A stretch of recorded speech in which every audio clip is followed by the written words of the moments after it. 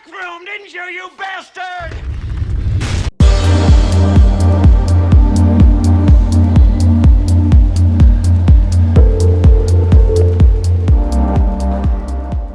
Hello everyone, this is Peak Entertainment and we are back again, and here now we have another video review, and we're going to take a look back at Tremors and why it still remains such a cult classic over 30 years after its release. The film itself was released way back on January 19th, 1990, starring Kevin Bacon, Fred Ward, Finn Carter, Michael Gross, and it was directed by Ron Underwood. Now the story of Tremors is set within a desert town of Perfection in Nevada, where we follow two job men in Val McKee and El Bassett, who drive around doing various tasks here or there, yearning for something more in life. Well, suddenly life definitely starts to change, as they start to notice weird occurrences on their travels, involving a dead man being stuck on an electric pylon, and certain broken down vehicles and bodies and deaths happening along the way. They then come across other people who also know of these strange happenings, including seismologist Rhonda Carter, who tells of unnatural readings within the ground. They soon discover the ominous threat of large sandworm-like creatures who attack them by sensing their movements underground. As they find themselves cut off from all communications and transportation, the group of survivors face an all-out battle to save their lives. Now, when looking back at Tremors and having watched it recently, it still remains an awesome, sheerly entertaining action piece that's endlessly rewatchable.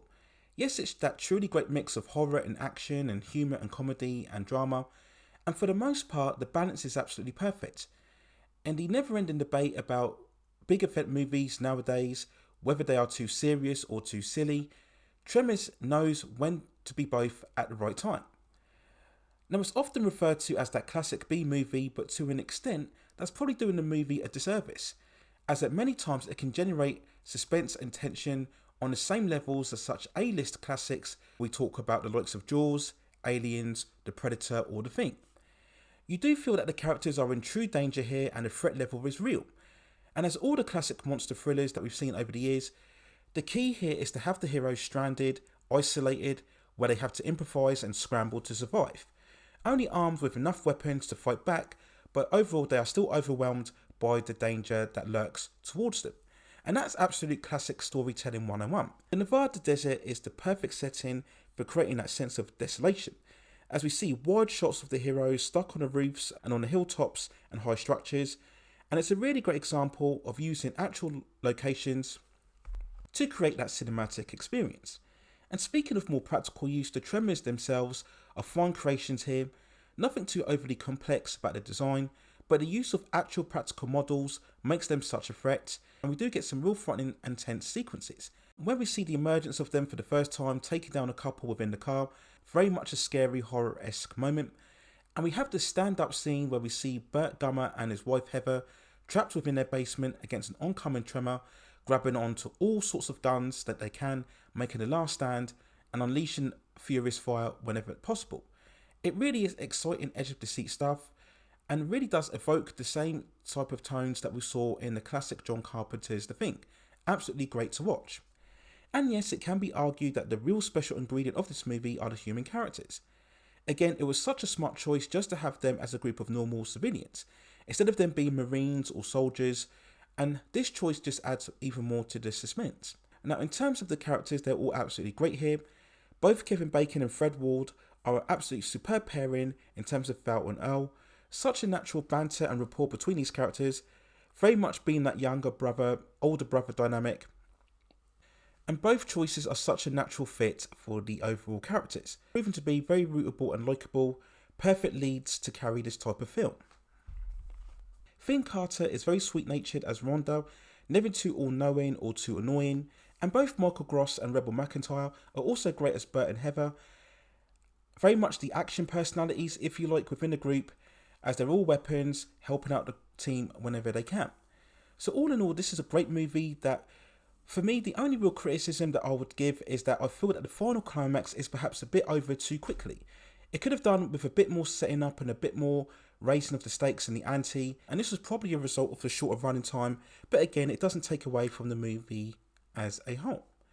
So we then go on to the overall box office release, and sadly the movie flopped, only grossing $16.7 million from a $10 million budget.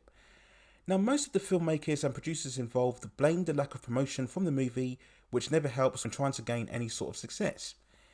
And so because of this performance, Tremors would go on to remain very much a B-movie cult classic that would go on to gain more favour over the years post its release. Now in terms of legacy, they very much tried to continue this going forward. We had the sequel Tremors 2 Aftershocks in 1996, Tremors 3 Back to Perfection was released in 2001, a prequel story Tremors 4 The Legend Begins was released in 2004, and following an 11-year gap we had Tremors 5 Bloodlines, which was released in 2015, and then we had overall the 6th instalment titled Tremors A Cold Day in Hell in 2018. And whilst I haven't seen many of the further instalments, I think it's naturally agreed amongst fans that the first film from 1990 overall is the best. Now, its lack of mainstream impact and success shouldn't deter from the fact that Tremors still remains a near pitch perfect example of how to provide plenty of spectacle and tension, but at the same time work with great characterization within a tight limited budget, overall providing still today one of the most entertaining movies that you'll see, delivering that fine balance of humour and comedy and action that sadly a lot of modern day action and event films sorely lack today. So those are my overall thoughts and feelings when looking back at the first Tremors movie from 1990.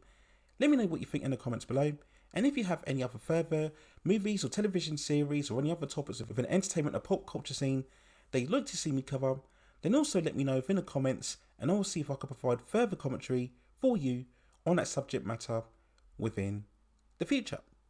Please also hit like the subscription and notification buttons so I can provide you with more high quality content like this in the future. But that's it for now. Take care of yourselves and I will see you very, very soon.